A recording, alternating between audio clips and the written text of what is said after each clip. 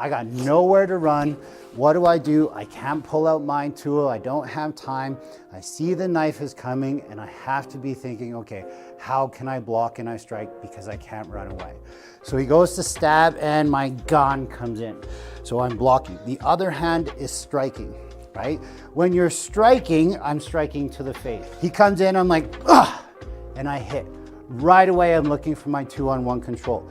I'm being stabbed, my hand and my elbow control. That's called a bar and catch or a double catch technique. The dummy can be used for a lot of things, but don't think it's going to be this fable kung fu story of, hiya, I do this, and hiya, I do this. I'm learning to move my hands together as one unit. Wing Chun be used in a self-defense altercation versus a knife? In my opinion, yes, and I'm going to tell you why. So in the first section, bang, bong, here's what I'm using here, okay? It's a low block to a low line punch or thrust. My hand strikes up top. If you're hardcore like me, boom, punch with your knuckles. If you have little baby hands, go ahead and use your palm strike, okay? This is also seen in the second section, so that means it must be good. It's doing the same thing. So what is the key here? Simultaneous defense and offense at the same time, aka Ganda. So how do we use this? If you guys know me and we're talking about a knife attack, I'm a big 2-on-1 advocate. I'm being stabbed, my hand and my elbow control. That's called a bar and catch or a double catch technique. All of those are fantastic. But the thing here is the knife has been presented already. So let's say Eric's out of range. So I'm here and I'm like, man, I got nowhere to run. What do? I can't pull out my tool. I don't have time. I see the knife is coming and I have to be thinking, okay, how can I block and I strike because I can't run away?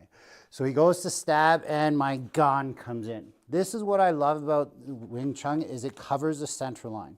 So I'm really trying to create something that moves away from my body. So if this is coming in and if I cover the center, I'm not blocking it away where he can come up and slash. If he does that, boom, I'm in trouble, right? If he does that, I have to come around and now worry about something else. But instead, I'm kind of just boom, and I'm covering that center line. Try and stab. See, it's very hard, okay?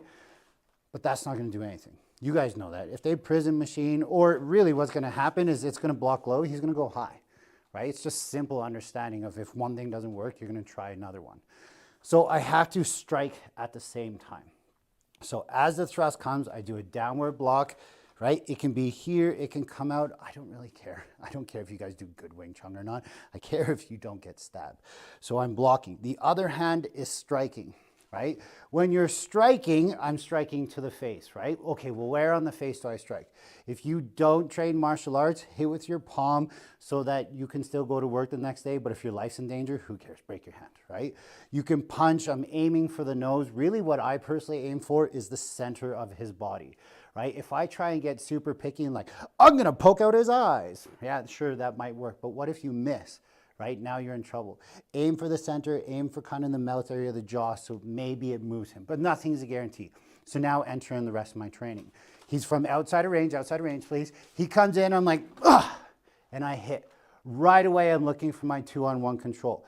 If my hand is here, maybe it looks like this. If my training kicks in, maybe it looks like this. If I come from here and I just go down to reach, fine. But all in that time, he's going to be retracting and trying again. That's why I like my bar and catch. So I'm going into him and I'm controlling that elbow. From that control, now I'm using Dean Franco stuff. He's awesome, by the way.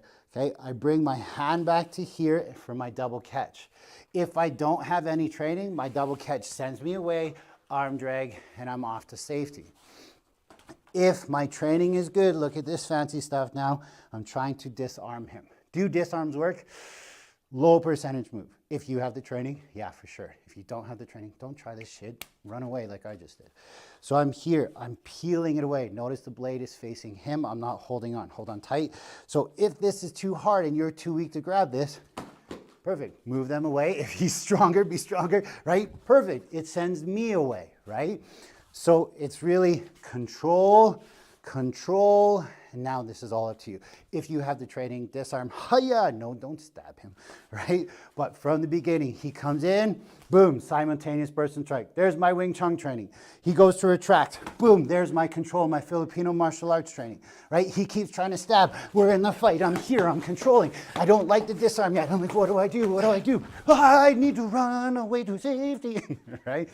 So the dummy can be used for a lot of things, but don't think it's going to be this fable kung fu story of hiya, I do this, and hiya, I do this. I'm learning to move my hands together as one unit.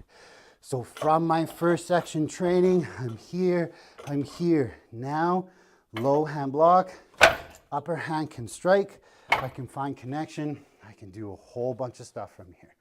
So go by Jung, play with your wood, stay safe.